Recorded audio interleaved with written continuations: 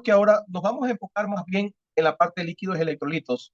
Aquí es mucho lo que hay que hacer con este paciente, pero por ejemplo, vámonos a enfocar más bien en la parte de líquidos y electrolitos, porque mañana o pasado vamos a hablar de complicaciones postquirúrgicas cuando tengamos el taller de complicaciones postquirúrgicas. Este, pero, por ejemplo, cuando evaluamos por primera vez un paciente y queremos ver los líquidos corporales, ustedes tienen que ver esas tres esferas. Por ejemplo, ver cómo está el volumen, ver cómo está la concentración y ver cómo está la composición. Por ejemplo, ustedes ya mencionaron cómo evaluamos el déficit de volumen, todos los síntomas y signos que podemos ver tanto en la parte subjetiva de los síntomas como en la parte objetiva del examen físico, ¿ok? El exceso generalmente, por ejemplo, se lo ve cuando el paciente puede estar hipertenso, el paciente se lo ve edematizado. Puede haber, por ejemplo, estertores crepitantes porque hay sobrecarga de volumen hacia el pulmón, quedó claro, hay estertores húmedos, puede haber distensión de las venas yugulares, puede haber incluso, muchachos, cuando hay una insuficiencia cardíaca congestiva, puede haber incluso hepatomegalia, ¿no? Porque el hígado se congestiona y crece producto de la retención del volumen a ese nivel. Entonces, todas esas cosas puede haber por sobrecarga de volumen también, ¿no? Ahora, ustedes tienen que ver, ¿no? Si está con déficit de volumen o si está con eubolémico o si está con exceso de volumen.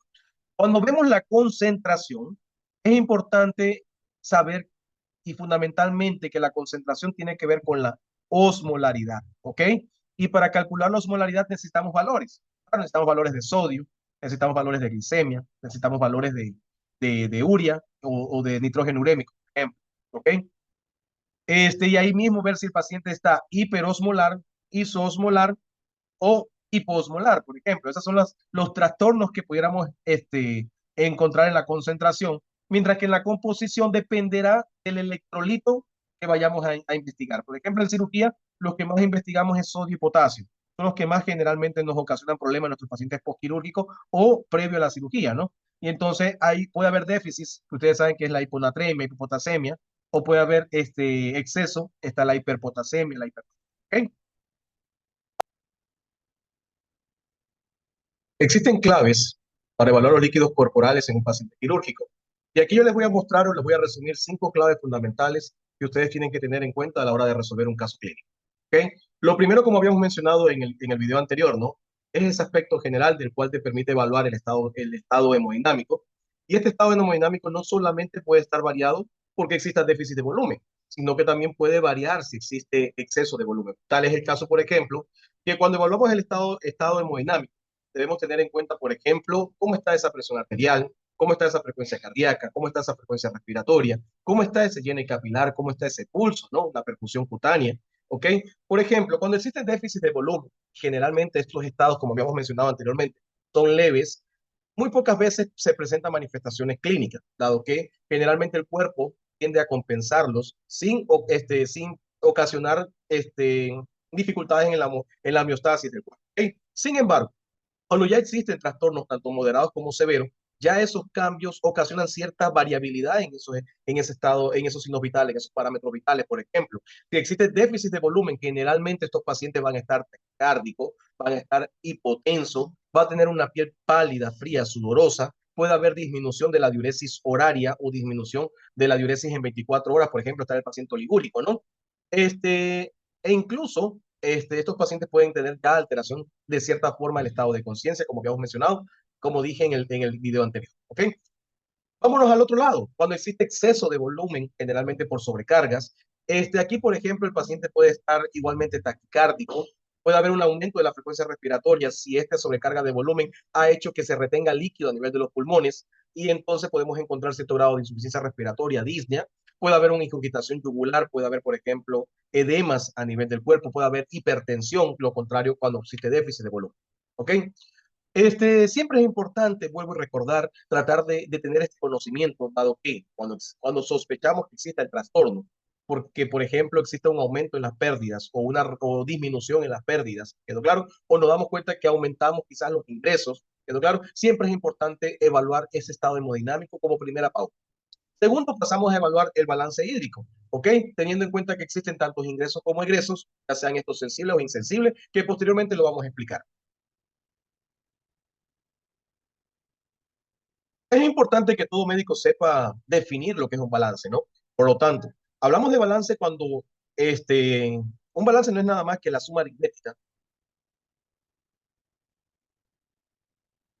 Hasta el momento hemos hablado de del balance, sin embargo, es importante que todos conozcamos por definición qué es un balance hidroelectrolítico. ¿Quedó claro?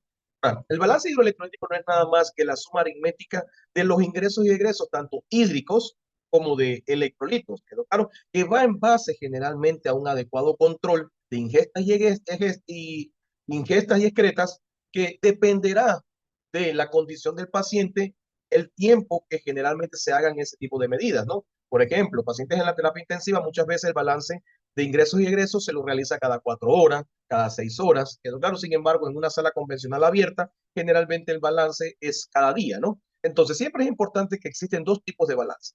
Existe un balance negativo cuando los egresos son superiores a los ingresos. Sin embargo, existe un balance positivo cuando los ingresos son mayores que los egresos.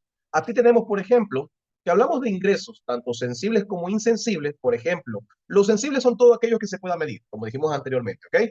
Y en cuanto a los ingresos, por ejemplo, todo lo que ingiera, todo lo que se ingrese por vía oral, por ejemplo, todo lo que ingrese por vía parenteral, ya sea, por ejemplo, la fluidoterapia o, por ejemplo, la dilución de medicaciones, ¿ok? Siempre es importante tener el control adecuado de todo fundamentalmente aquellos pacientes que reciben tratamiento por vías parenterales, ¿no? No solamente es sumar la parte de la fluidoterapia, sino que, por ejemplo, cuando ponemos metronidazol, recordar que el metronidazol, ¿sí? Se administra, viene en presentaciones de 100 ml, ¿no? Si son, por ejemplo, 3 ampollas al día, serían 300 ml. Igualmente, igual manera, por ejemplo, existen medicamentos que no se pueden administrar en forma de bolo, sino que deben estar bien diluidos. Por ejemplo, cuando usamos el tramal en los pacientes quirúrgicos de nosotros, el tramal generalmente se diluye en 100 ml y se pasa en 1 hora. Por lo tanto, si dejamos el tramal cada 8 horas, son 300 ml en 24 horas. Siempre es importante, como les digo, tener un adecuado control tanto de la fluidoterapia que se administra tanto por vía enteral como por vía parenteral y de la cantidad de líquidos que se usan para la dilución de medicación o en la presentación que venga determinado presentación farmacológica, ¿ok? De dicho medicamento. También los ingresos insensibles, que son aquellos que no pueden ser medidos, por ejemplo, el agua endógena, que debe ser calculado a una constante, ¿no? De 4 ml por kilo por día. Si hablamos de los ingresos, estos de igual manera pueden ser sensibles e insensibles, ¿ok? En cuanto a, como podemos ver en esta parte, a la derecha, los egresos sensibles pueden ser ordinarios, los que ocurren de forma fisiológicas, y extraordinarios, los que ocurren en procesos patológicos. Así tenemos, por ejemplo, los egresos ordinarios a través de la orina. Pero claro, sin embargo, en algunas condiciones, por ejemplo, mórbidas, o por ejemplo la diabetes insípida, por ejemplo, en la cetoacidosis, por ejemplo, cuando usamos medicación diurética, ya sea por furosemida, mannitol, entre otros medicamentos diuréticos, aumenta este ritmo diurético y está por encima de lo que es fisiológico, ¿no? Que es lo que llamamos poliuria. También entonces estas pérdidas sensibles ordinarias pueden transformarse en pérdidas sensibles extraordinarias. Extraordinaria, como bien dice, son aquellas pérdidas que no ocurren en procesos fisiológicos, sino más bien en procesos patológicos. Y así tenemos, por ejemplo, las pérdidas gastrointestinales a través del vómito, a través de las deposiciones diarreicas, a través, por ejemplo, de una zona nasogástrica con un débito alto, ya sea porque un paciente tiene pancreatitis, una obstrucción intestinal, ¿ok?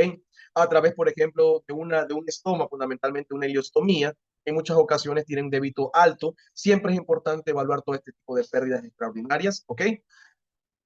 Igual manera, tenemos entonces las pérdidas insensibles, que son aquellas, como bien dije, no se pueden medir, y estas son a través de la piel, de la respiración, ¿ok?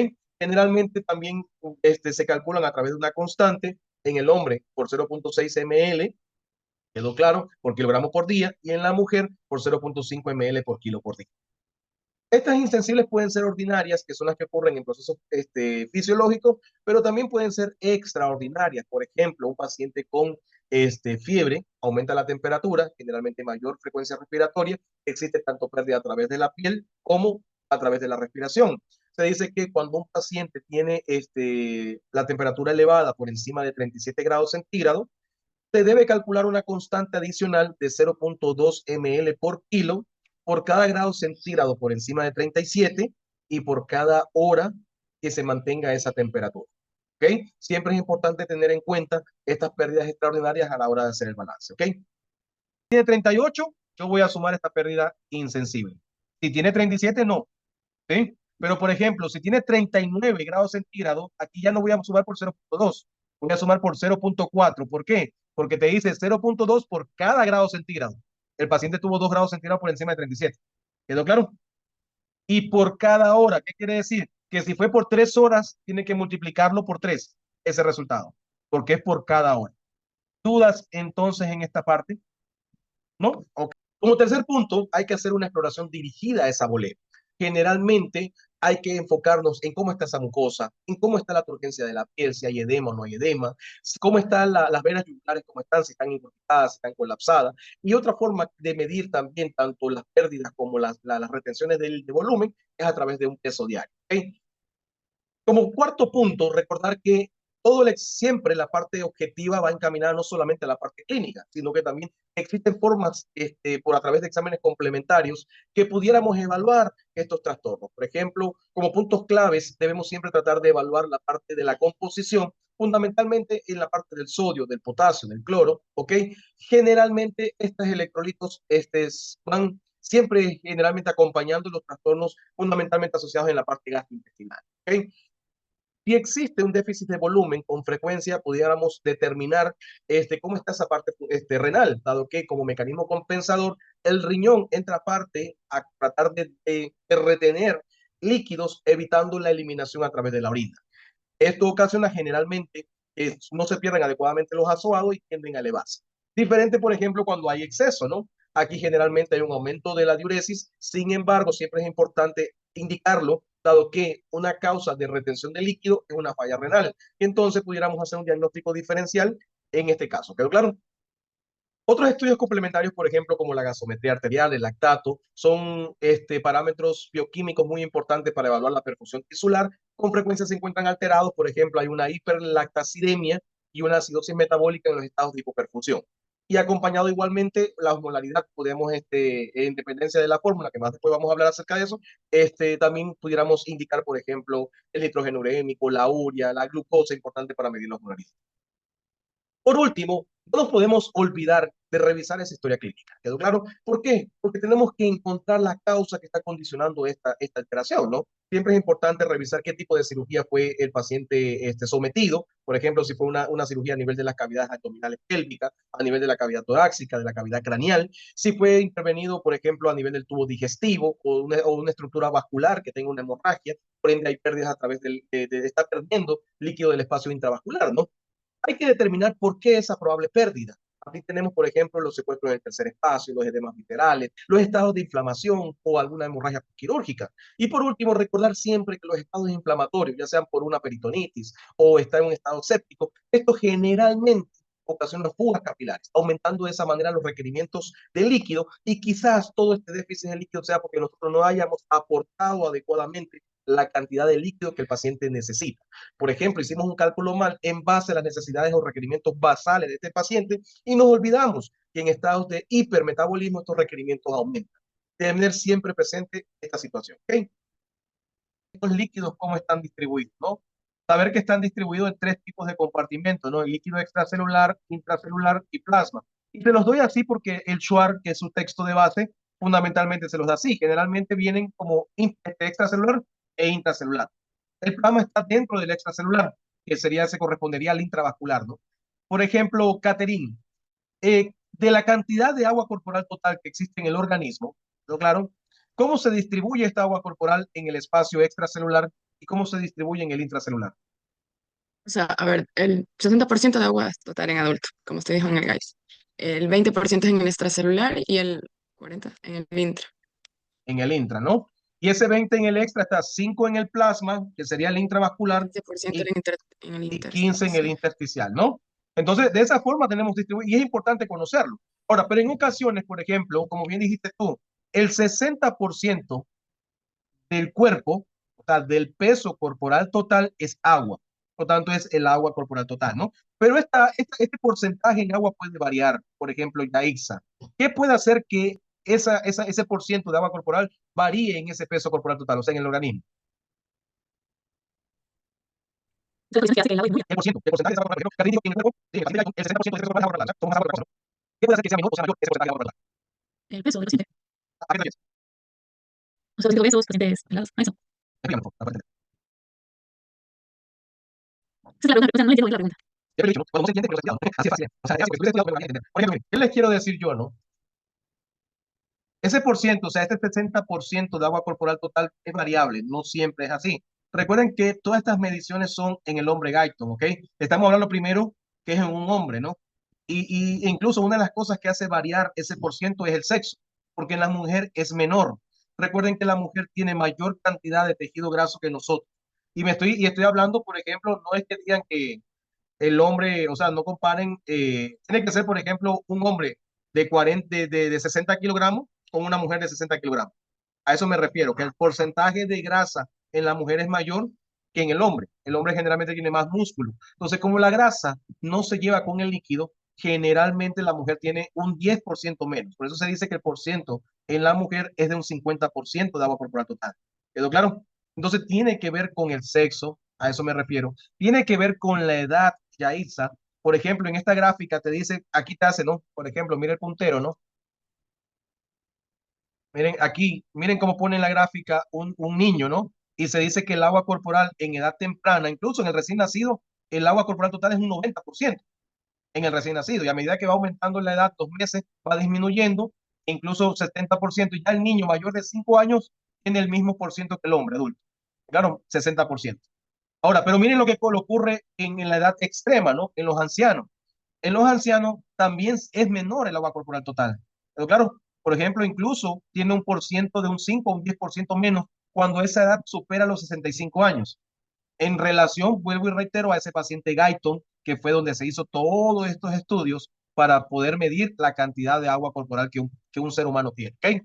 A eso me refería ya Isa, ¿no? Y también, por ejemplo, si estamos hablando que en la mujer hay menor cantidad de agua porque hay mayor tejido adiposo, igualmente tiene que ver con la obesidad, ¿no? El paciente obeso tendrá mayor peso corporal, pero su porcentaje de agua corporal total no va a ser de 60, sino que va a ser de 50, porque ese peso corporal total es por grasa. Pero claro, por lo tanto va a haber menos cantidad de agua. ¿Okay? A eso, por ejemplo, ustedes tienen que aprenderse de memoria esta fracción, que en hombres y niños mayores de 5 años, el agua corporal total se calcula en base a 0.6. En mujeres, o sea, mujeres jóvenes, vuelvo a decir, menores de 65 años, en 0.5. En hombres mayores de 65 años, 0.5. Y en mujeres mayores de 65 años, en 0.45. Porque todos los cálculos que vayamos a hacer en el taller de complicaciones postquirúrgicas, ustedes tienen que usar ese coeficiente. Pero claro, tienen que ya aprenderse el coeficiente para poder tener iguales resultados. ¿Ok? Ahora, por ejemplo, les hago el ejemplo, ¿no? Este primer paciente, hombre de 55 años con peso de 70, es el hombre gaito. Por lo tanto, 70 por 0.6 tiene 42 litros de agua este paciente. ¿Quedó claro? Pero miren este de acá, es mayor de 65 años. Tiene el mismo peso, pero es mayor de 65 años, por lo tanto tiene menor cantidad de agua. Miren, tiene 35 litros. Y solamente es por qué? Por la edad.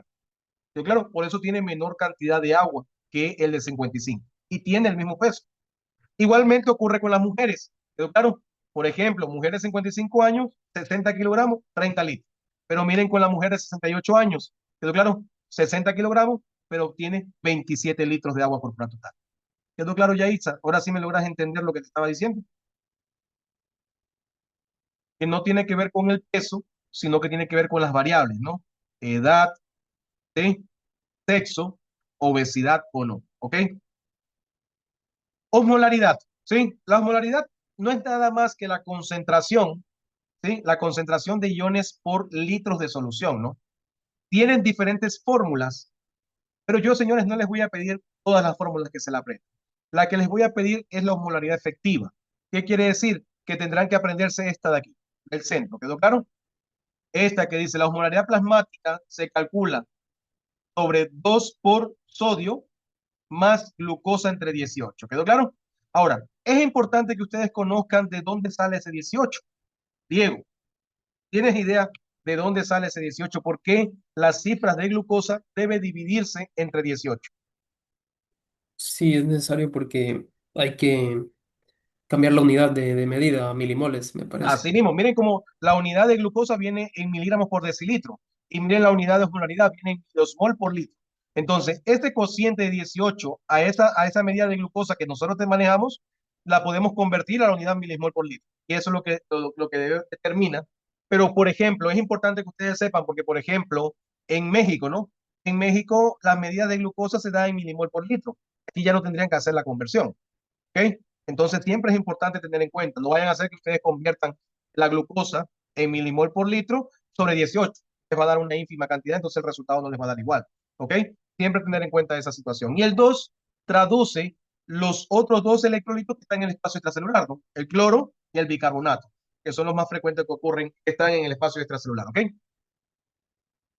Hagamos, por ejemplo, un ejercicio. A ver, Caterín, haz la osmolaridad plasmática efectiva del caso 1, Diego, haz la osmolaridad plasmática del caso 2 y Yaisa y Nayeli, háganme la osmolaridad plasmática del caso 3. Rapidito. Vamos.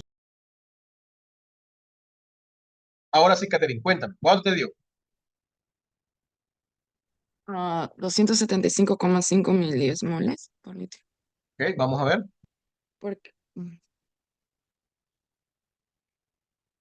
Por ejemplo, la efectiva te da 275 milismol. Pero claro, recordar que el valor normal de la efectiva es 280 más menos 10. ¿Qué quiere decir?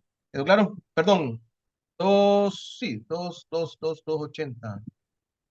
No, sí, 285, sí, 285 más menos 10. Pero claro, ¿qué quiere decir? Que oscila desde 275 a 295. Ese es el valor normal. ¿Quedó claro?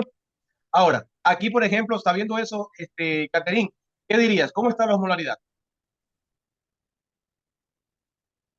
si es 285 más menos 10, está bien, porque está en 275. Entonces, ¿cómo se llamaría ahí? El Sí, paciente está está dentro de los isoosmolar. rangos. Isoosmolar. Eso ¿Quedó sí. claro? Ahora, Diego, cuéntame, ¿cuánto te dio? 261,5 milismoles. Ok, entonces está hipoosmolar. Yaitza, A mí me dio 278,78. Nayeli, Igual 278,78. 278, ¿ok? Está isoosmolar, pero vamos a ver una cosa aquí. Ese resultado está mal. ¿Quedó claro? Está mal porque, miren, aquí hay una cosa importante que ustedes tienen que saber. Hay una regla que ustedes tienen que lograr entender. Cuando la glicemia del paciente está por encima de 100, el sodio en el plasma tiende a disminuir 1.5 miligramos por decilitro. ¿Quedó claro? Por lo tanto, este paciente tiene la glucosa en 410. Entonces, ustedes tienen que descartar la pseudohiponatremia. ¿Quedó claro? O sea, la falsa hiponatremia. ¿Saben por qué? Porque aquí el tratamiento no es corregir la hiponatremia. Aquí el tratamiento es corregir la hiperglicemia. Porque cuando yo logre estabilizar las concentraciones de glicemia, los valores de sodio se van a normalizar. Entonces, vuelvo y reitero, aquí debieron haber Yaisa y Nayeli corregido primero, evaluar el sodio corregido, cuánto me da, y en base a ese valor de sodio corregido, evaluar la cifra de la osmolaridad. Por ejemplo, ¿sí? Te da, por ejemplo, de sodio corregido, te da 132 realmente el valor del sodio. Y en base a ese valor es que yo hago la osmolaridad. ¿Quedó claro? Entonces, a este paciente, realmente la osmolaridad de él debió haber sido 288,72. ¿Me entendiste? ¿Sí me entendieron esa parte? ¿Ok? Que por ejemplo, déjeme que no se ve bien. No, pero se lo divide para, a ver, lo transformó 0,016, o sea, es para 1,6 mil equivalentes o 5. ¿Cómo?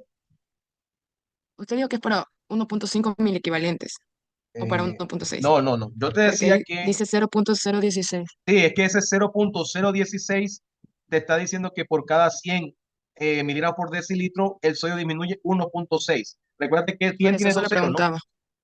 100 tiene Sí, 2 pero es que ceros. usted dijo 1,5, entonces yo dije, No, no, no, 1.6, 1.6, perdón. ¿Sí? ok. 1.6. ¿Sí?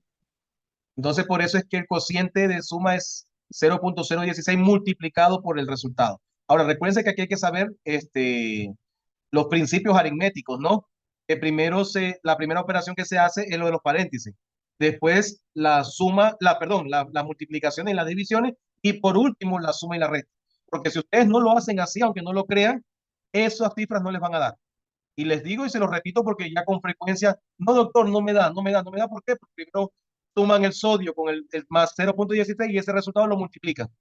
Entonces no es así, ¿ok? Otra cosa que ustedes tienen que saber y que yo me estoy dando cuenta que en las evoluciones que les he revisado, a ningún paciente le están haciendo balance hidroelectrolítico y muchos de los pacientes tienen control de ingresos y egresos. No pueden confiar en los controles de los ingresos y los egresos que realiza enfermería, porque enfermería solamente registra tantos ingresos como egresos sensibles. ¿Quedó claro? ¿Qué quería decir, Caterín, la palabra sensible? Que son de pérdidas Medibles, normales, o sea, que se medibles, pierde, ajá, que se pueden medir. ¿Quedó claro? Mientras que ujú. insensible es lo que no se puede medir. Entonces, es importante que ustedes tengan todos los días, cuando tengamos estos pacientes que tienen controles de ingresos y egresos, quedó claro, frecuente, en la evolución poner el balance. ¿Quedó claro? Procedemos a hacer los ejercicios entonces.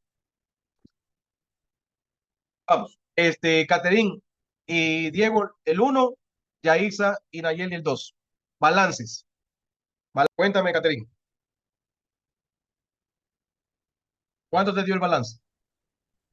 O sea, creo que está bien porque está reteniendo 800 ml en las 24 horas, pero me quedé hasta ahí. ¿Cuánto te sale el balance final? Mm, Tengo hasta los 800 ml de 800, o sea, un balance positivo. positivo, sí. Ya. Diego, A mí 755. ok, vamos a ver. Miren, aquí les dejo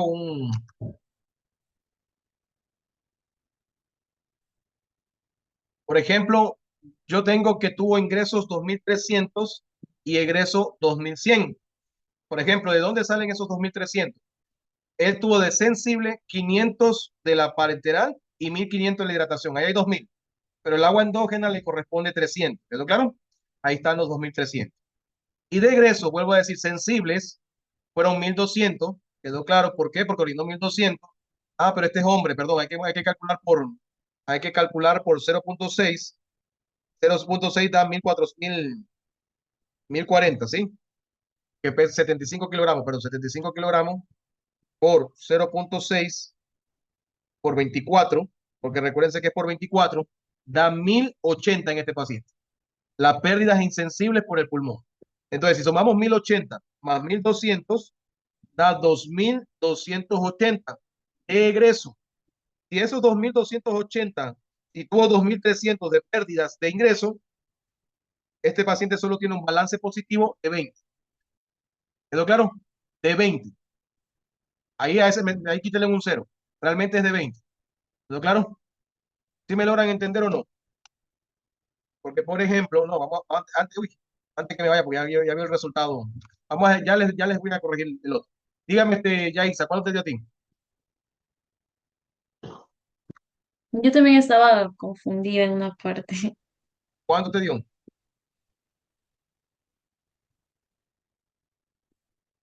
Nayelis, Un balance negativo de 700, tal vez. No sé. por ejemplo, ingresos 2.260, egresos 2.719. ¿Por qué? Ingresos sensibles 1.500 más 500, 2.000. Insensible 4.260. ¿Quedó claro? Egresos 2.719. ¿Por qué? Sensible 1.550. Me imagino que fue la orina. Insensible 780. Total, en extraordinarias, él tuvo 389. ¿Por qué? Porque él pierde por los vómitos alrededor de 350, ¿sí? Y la fiebre, como fue por cada grado centígrado y por cada hora, y como fueron 3 horas, perdió 39. Entonces, total, son 389. Balance, 2.260 menos 2.719, él tiene un balance negativo de menos 459. Ella, perdón. ¿Quedó claro?